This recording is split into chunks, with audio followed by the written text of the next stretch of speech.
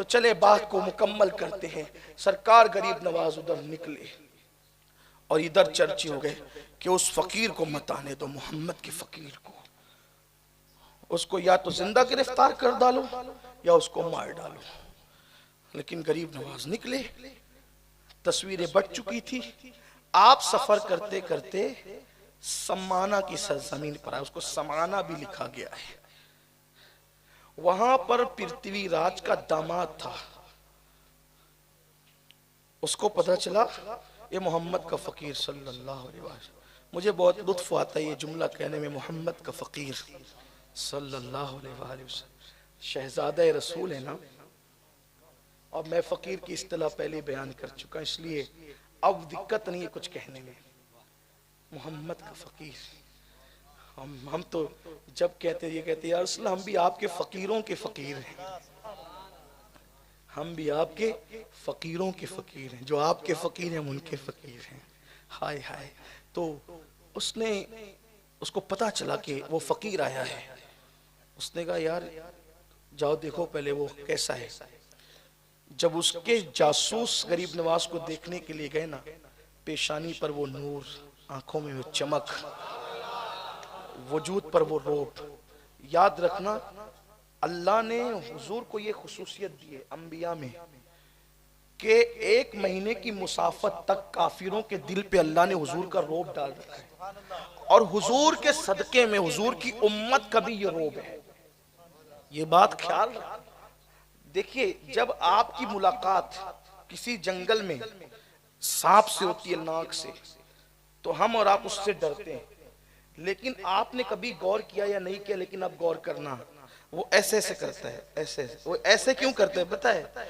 आप उससे डर रहे होते हैं, वो आपसे डर रहा होता है। ये बात है।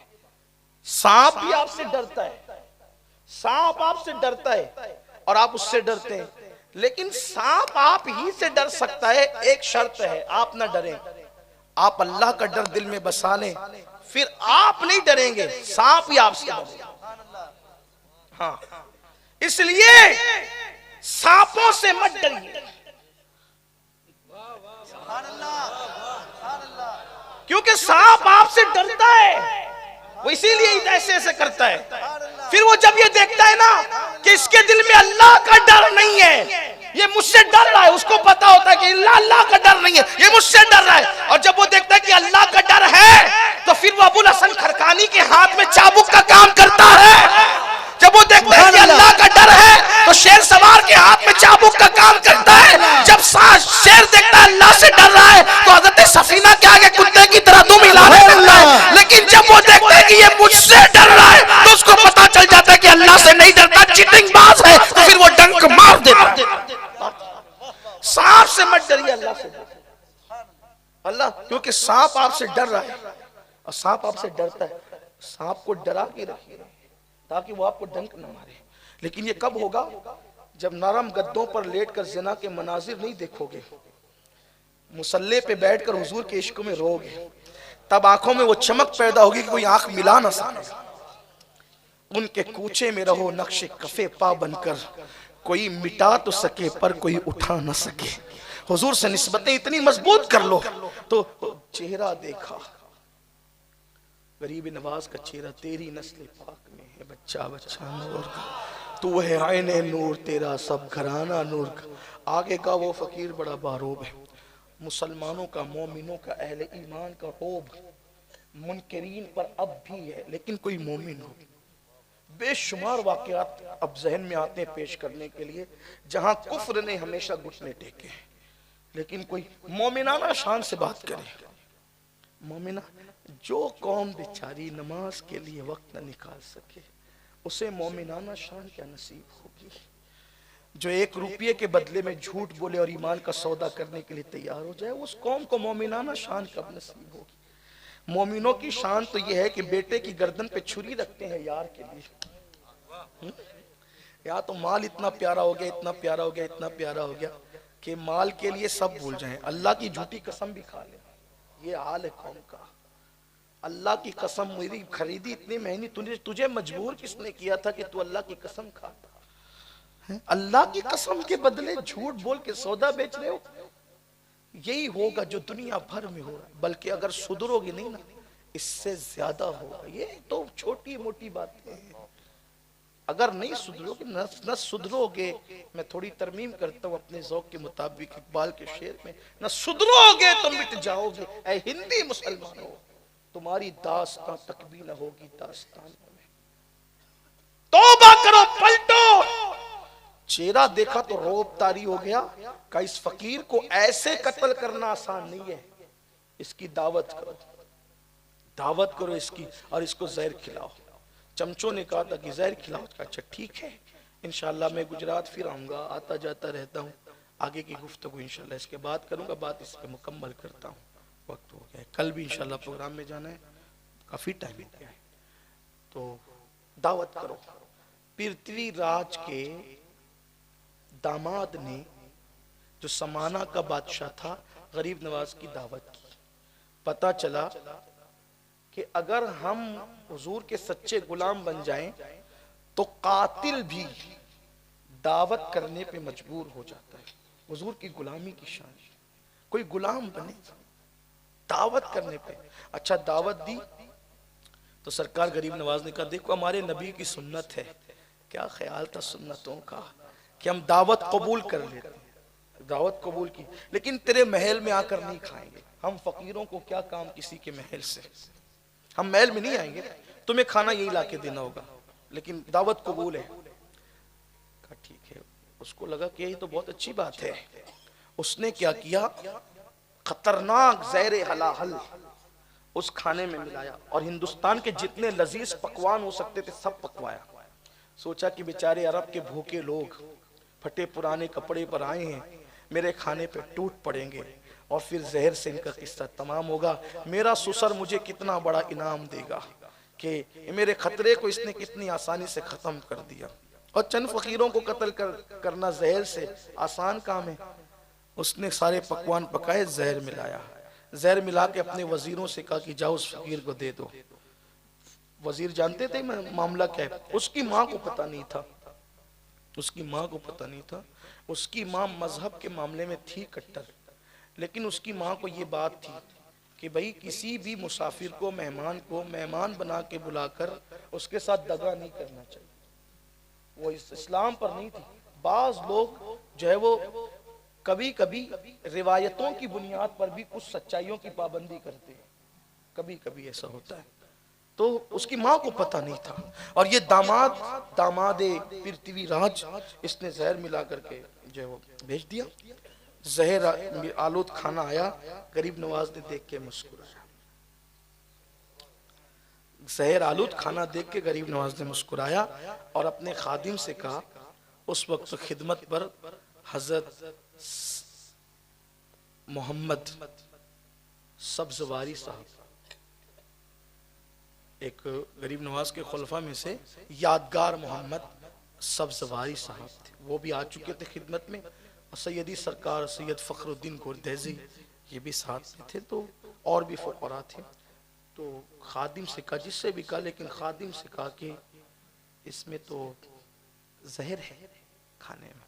देख के कहा इसमें तो जहर है, इसलिए कि औलिया अल्लाह की शान बयान की है साहिब मसनवी ने कि वो तो लोहे महफूज पर नजर रखे होते हैं।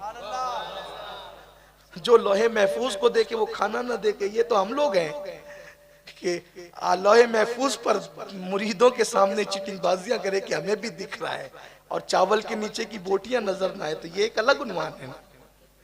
मेरे जैसे लोग अगर इस तरह की चीटिंगबाजी करें तो अच्छी बात नहीं। कौम जब बगैर चीटिंग के मोहब्बत कर रही है तो चीटिंग करने की जरूरत क्या है? जब अल्लाह यूं ही मोहब्बत दे रहा है लोगों के दरमियान में, तो फिर आप लोहे महफूज देखने की बात क्यों करते हैं?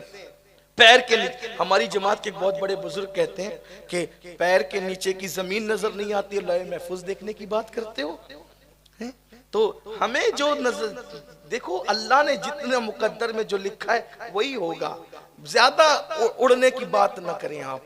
और जिसे लोहे महफूज दिखता है वो तो इतना झुकता है कि कहता है कि मेरी निगाह ही कमजोर है, मैं क्या देखूं? मैं तो अपने आप को भी देख ना सका, तो मैं लौहे महफूज क्या देखूं? जो पीवर लोग हैं वो बातें कम करते हैं, काम ज्यादा करते हैं, इसलिए कि भरा हुआ घड़ा हमेशा खामोश रहता है और आधा अधूरा घड़ा छलकता रहता है, बजता रहता है। जो समुंदर है वो खामोश रहा करते हैं और घड़े खाली खूब बजा करते हैं, इसलिए बजो मत।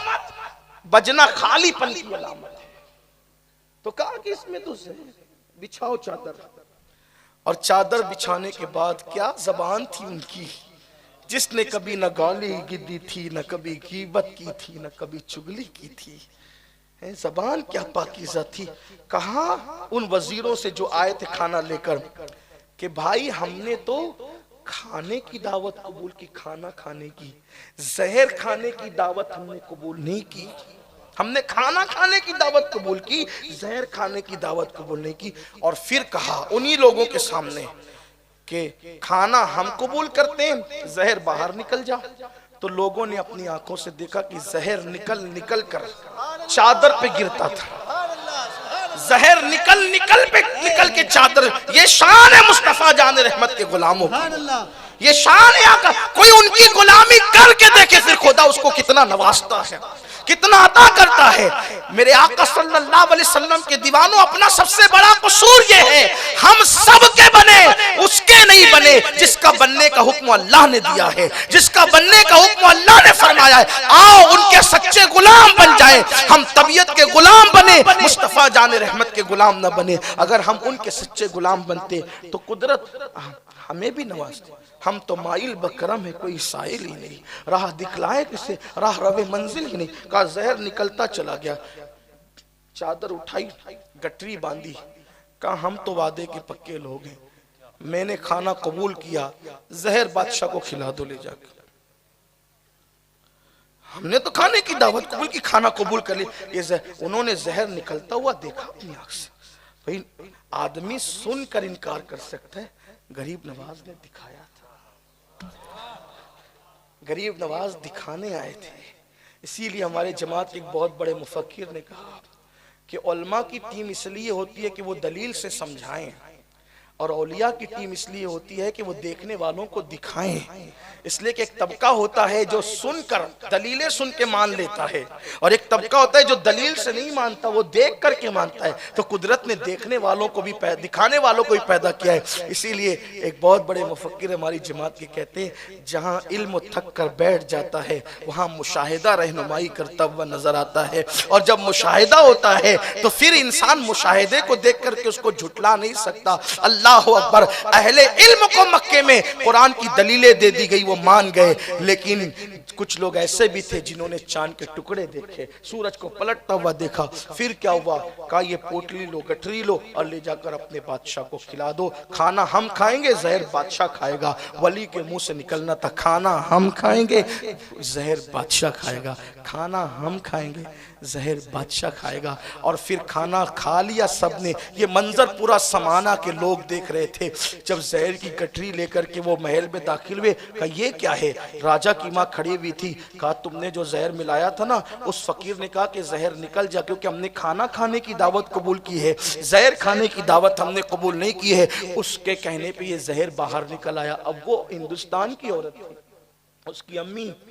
औरतें बड़ी पक्की होती है, अगर किसी के वो देख लेना चमत्कार, हाँ, तो फिर वो जल्दी से टस से मस नहीं होती। जब सुन लिया कि करामत दिखाई, जहर अलग निकाल दिया मां, तो कहने लगी वो तो अल्लाह का फकीर, वो तो सच्चा आदमी, तूने झूठ क्यों किया? तूने दगा किया। अगर तेरे अंदर हिम्मत थी तो बाजू की ताकत से कत्ल करता, तूने दगे से क्यों किया? काश मैं तुझे पैदा न करती, तेरी जगह में सांप पैदा करती। पीछे से हमला करने वाला मेरी औलाद नहीं हो सकता। बड़ी गालियां दी उसकी मां ने, उसको गाली खूब डांट पिलाई। ये सोचने लगा कि ये ऐसे हो कैसे गया कि लुट गया है जो मुसाफिर जाके मंजिल के करीब। मैंने तो इस कदर सब कुछ किया था लेकिन लुट गया, मैं कामयाब ना हो सका। तो वो खूब पागल जैसा हुआ और दीवार से सर टकराने लगा कि मैं मां के ताने सुनने से पहले मर क्यों नहीं गया। और उसके दिमाग पर ऐसी गंदगी तारी हुई और ऐसी जो है वो खौफ तारी हुई कि वो टेंशन की ताब न ला के दीवार से सर टकराता रहा। और फिर वो गठरी खोली और वही जहर उसने अपने मुंह में डाल लिया। दुनिया ने गरीब नवाज के जुमले को सच्चा होते हुए देखा कि खाना हम खाएंगे, जहर बादशाह खाएगा। जब ये मंजर लोगों ने देखा, उस दिन 700 लोग समाना के, और 700 कौन लोग पता है?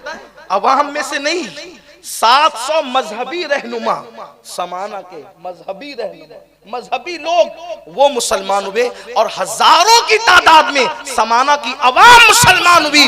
सरकार गरीब नवाज ने एक ऐसा शख्स जो उनका मजहबी रहनुमा था उस पे नजर डाली, उसी वक्त विलायत अता की, खिलाफत अता की, और समाना का इलाका उनको सौंप करके कहा ये मेरी मंजिल नहीं है, मेरी मंजिल कहीं और है, और आप रवाना हो गए।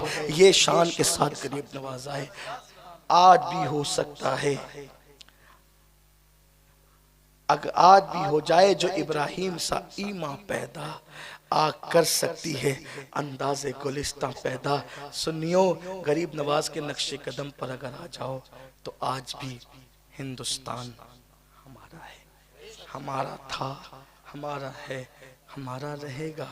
ये मुल्क में फजल हक ने कुर्बानी दी, इंडमान की, सजा काटी, सब कुछ किया। आओ हम अपने मुल्क के लिए दुआ भी करें, कोशिश भी करें, और हम अल्लाह रसूल के फरामीन की तरफ आएँ, पलटे अल्लाह रसूल की तरफ, तौबा करें, रुजू करें, इस्तिग़फ़ार करें, कुरान की तिलावत करें, घरों का माहौल बदलें। अल्लाह मुझे आप सबको तौफीक अता फरमाए।